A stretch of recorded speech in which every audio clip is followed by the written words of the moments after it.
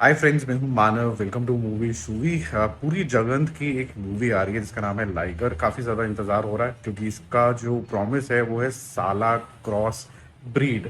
एक ऐसा इंसान जिसके अंदर टाइगर और लायन दोनों के ही एट्रीब्यूट्स होते हैं। और दोनों के एट्रीब्यूट्स क्या होते हैं आपको पता है। एक तेज तराश होता है और एक जंगल का ट्रू राजा होता है। अकेले भी चलता है तो सबकी चटनी बना देता है। अब देखो, इसके अंदर जो पुरी साहब हैं उन्होंने एक पोस्टर रिलीज किया है आज। और इसका जो पोस्टर है इसके अंदर विजय देवरकोंडा की एकदम चजल्ड बॉडी दिख रही है और उन्होंने कुछ नहीं पहना हुआ है। मोनोक्रोम सा ये पोस्टर है जो आपने शायद मेरे थंबनेल के ऊपर भी देख लिया होगा।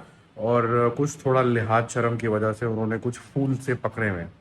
अब मुझे ये समझ में नहीं आता कि वैसे तो हम साउथ को ये बोलते रहते हैं कि जो सभ्यता है उसको प्रोटेक्ट करते हैं, ये करते हैं, वो करते हैं।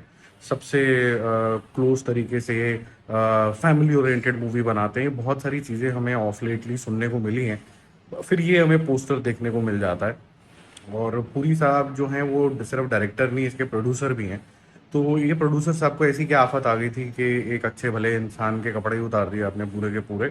और how is it contributing to the movie, I really don't understand. Because if you see the poster, there is no claim, there is no byline which contributes why he is standing, how he is standing with just a bouquet of flowers जो भी थोड़ा बहुत है।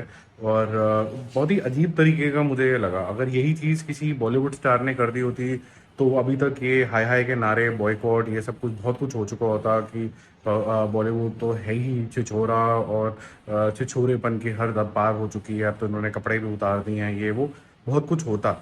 अब क्योंकि ये एक south की मूवी है तो पता नहीं क्या रिएक्शन आने वाला है। मुझे तो पता भी नहीं है कि इसका रिएक्शन आने क्या वाला है।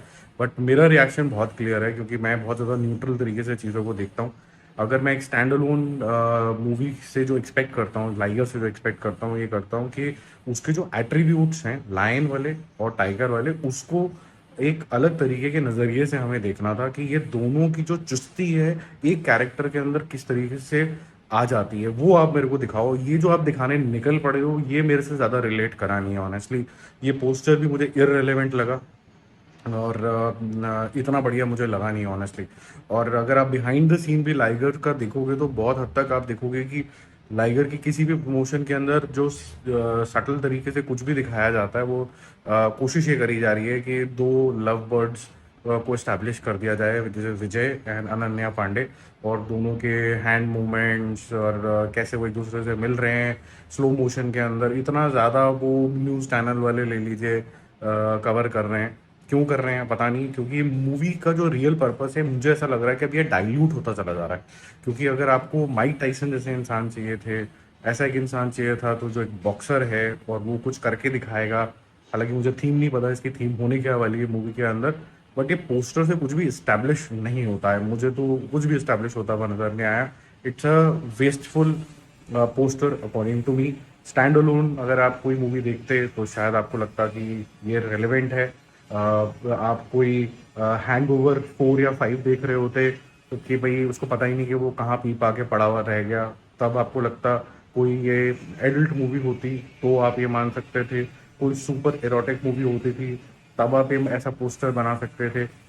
इस मूवी के लिए ये पोस्टर कैसे रेलेवेंट है मुझे बिल्कुल समझ में नहीं आया। आपको समझ में आया तो समझा दो यार, बाकी लोगों को भी।